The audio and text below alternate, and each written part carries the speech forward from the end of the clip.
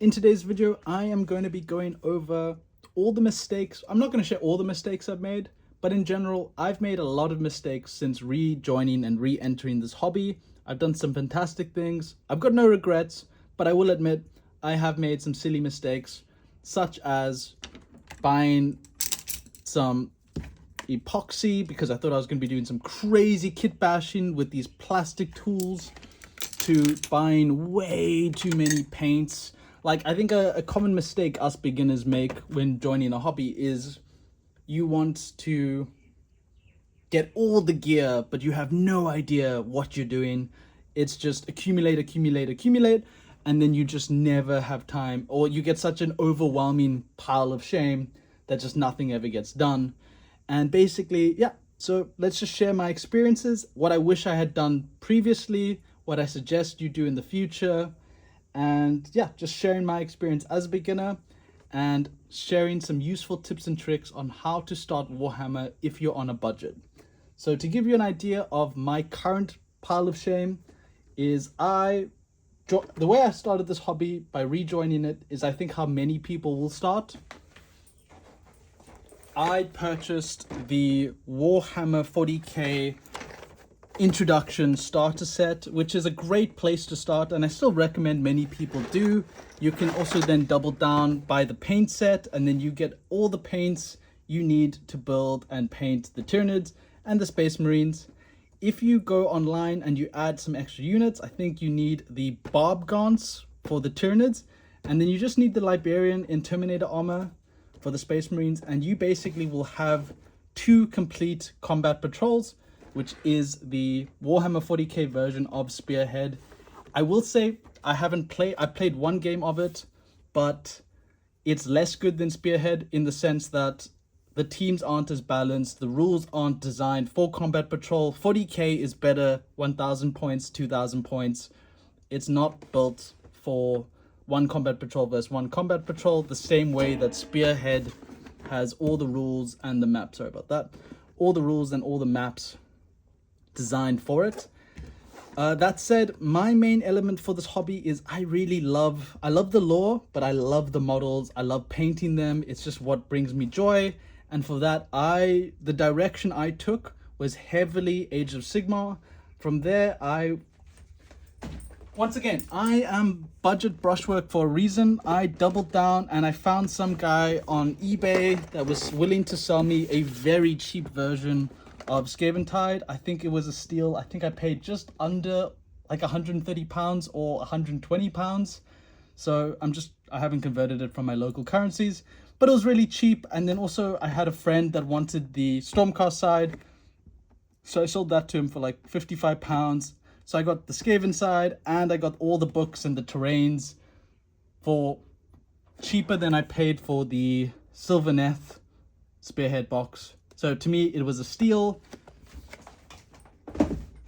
But then later on, I was at a local game store and the local game store guy was just like, yeah, I've been having this on the shelf for a while. No one's bought it. Would you like to buy it for 50% off? And I was just like, yeah, of course. You had me at 50% off.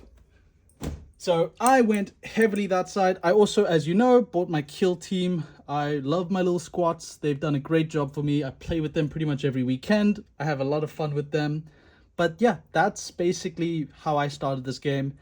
Ask me how many of this box set I painted. Probably less than 50%.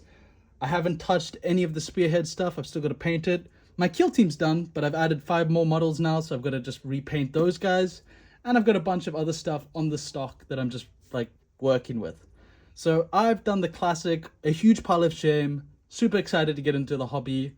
But what will I have done differently is, if you're deciding to get in the hobby, especially if you care about points, one of the best way to enter on a budget is you pick, so depending on which way you want to go. If you really want to go Warhammer 40k and all your friends are playing Warhammer 40k, go to Warhammer 40k.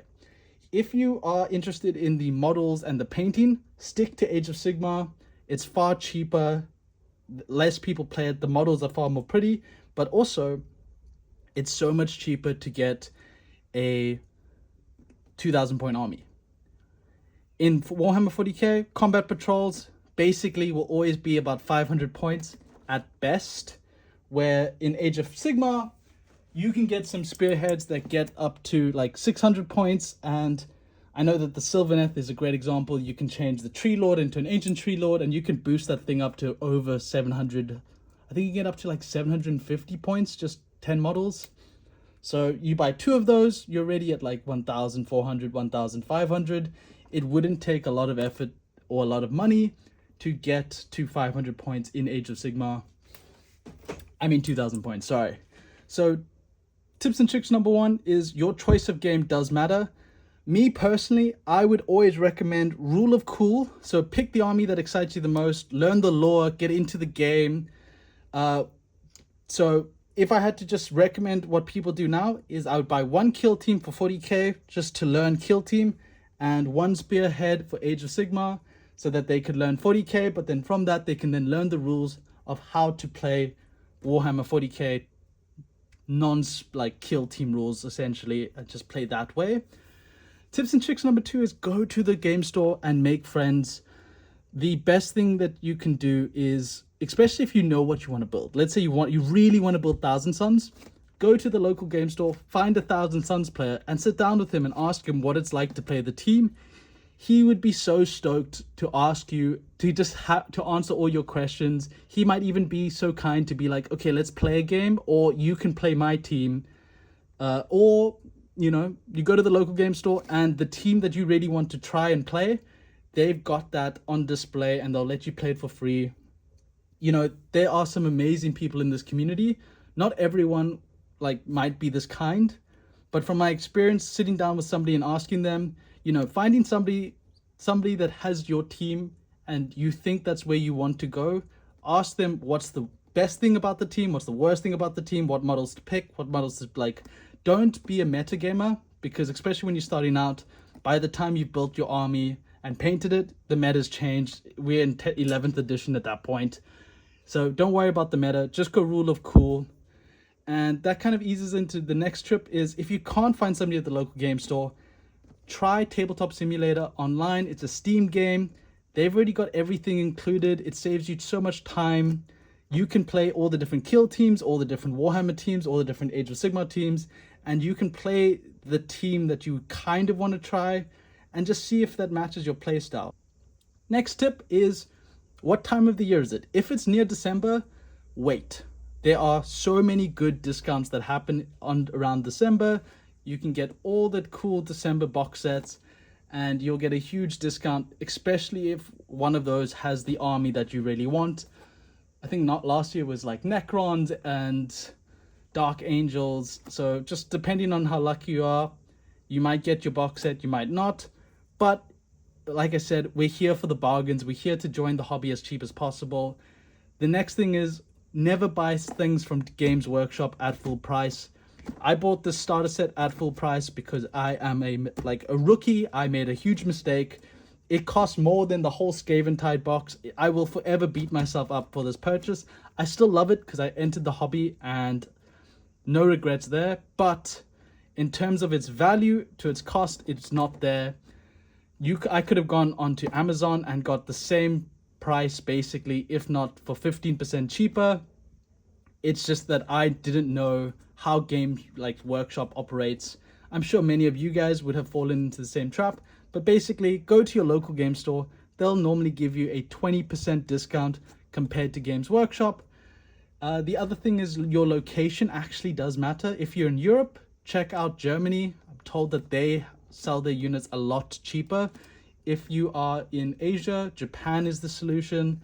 I'm South African, so for example, South Africa is a lot cheaper than when I was traveling in Europe and actually Asia. So it does depend. I think currency exchanges matter. South Africa has a bad currency. Japan, I think Japan's currency just recently bounded. But typically, currencies that are struggling, they actually are a lot cheaper because, you know, the prices of the boxes don't change as quick as foreign exchange. So location actually does matter. If you're going on a holiday, check it out and you might end up buying a bunch of models. No harm in that. Second thing is, everyone will say you can buy units off eBay. I typically would not recommend this because if you buy fake models, or if you buy, 3D printed models and you get the fake and you don't get what you wanted from an online deal, it's such a terrible experience compared to just going and paying, the 50 US dollars. So don't try and be too stingy that way. Rather just focus on local meetups, Facebook Marketplace, and then you just tell the guy, hey, I'll meet you at the local GameStop. Let's sit down, we can chat, have a beer, and then I'll buy your models cheaper. Like, do it always do it in person. Don't do it online, especially for your first time. Like I said, go to the local game shop, make friends. They will have all the good connections. They will help you buy and sell. Definitely look. Online is a great place, especially for, sprue swaps and trading, but do it later on when you're ready. Same thing with kit bashing. Like, for example, I have a friend that's an orc player, so he gave me some orc parts. He didn't have any legs, so I just kit bashed some of my dwarf legs onto this thing, and now I have something to play with. You can see that there's a terrible gap on his ass, but just looking at it from the front view, it's looking pretty good. It's obviously not 100%, but we have something to work with. We just have to fix his bum. But once again, I now have an orc to practice with. And that said, that goes into my next point, is practice your army. Practice painting your army before you jump in 100%. Find the color scheme that you really like in order to make them work. For example, don't buy 2,000 points of Thousand Suns and then discover, oh my gosh, I really hate Chaos Trim. This is a nightmare. It doesn't hurt to buy one box of that unit, or you have a friend that has a box of that unit and you go, hey, can I trade you for one model just so that I can experience what it's like to paint that unit or paint that army to see if it is for you. You will make mistakes, and that's okay. I always recommend having mistake models available, where you can build them badly, you can paint them badly, but this is where you grow as a painter, because you get to limit test yourself and push yourself and improve. In terms of 3D printing, once again, if you have a friend, this is where, once again, make friends, let them do it for you. I wouldn't just jump into it. I think 3D printing is a whole other hobby connected to Warhammer. The next thing is DIY, like your bases and stuff like that. I think that's where 3D printing comes in more handy for me. So for example, I bought these pretty cool gemstones, and that's what I'm going to use to base.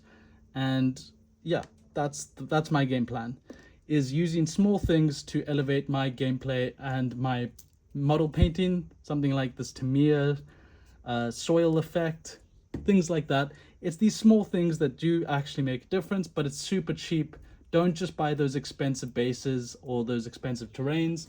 There's nothing wrong with doing it yourself, getting your hands dirty. Another thing is, before I got like my painting, like my model painter hand holder thing, is all you have to do is get an old paint cylinder and put a bunch of, I don't know what you call it, blue tack, and then you just stick your model on, and then that does the job for you. It's literally the same, if not better. It's not better. These things are pretty good, but I'm just saying, if you're on a budget and you don't want to spend £10 on one of these, or even like a spice rack shaker thing, that does the job for you. In terms of paints, once again, unless you really care about using Citadel only paint, for example, if you want I think like Space Wolf Grey, or maybe you want the exact Death Guard green type thing, like those I can understand. But yeah, if you don't need Citadel paint, find a cheaper like brand of paint. I use Vallejo. Another good one's like Army Painter. They're still top quality miniature paints, but they cost half the price of Citadel. You don't need to just stick to Citadel. It just depends on what you want. The other thing to get is, don't use the Citadel primers. Those are very, very expensive. Unless you're going like Death Guard Green and you're going for your Death Guard army. That I support. That makes a lot of sense. You're saving yourself a lot of time, a lot of effort. But if you just need a gray primer, a white primer, or a black primer, there are other products that are just as good. I use a local thing made in Japan. It does the job. It's basically what everyone, in Asia is using for their Gundams. Like I said, it does the job for me. It's more than 50% of the price, and that's just, yeah, that's just my go-to. And I guess the final thing in terms of paints is get yourself a wet palette. You will save, here's my one that I'm using,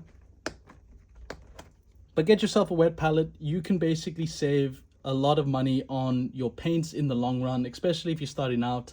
The amount of paint you will save, obviously it's not going to be a lot when you start out, but if you've been painting for years, if not decades, it saves you a lot of paint in the long run, and it's just a better way to enjoy the hobby. Hope these tips help. Catch you guys in the next one. Bye.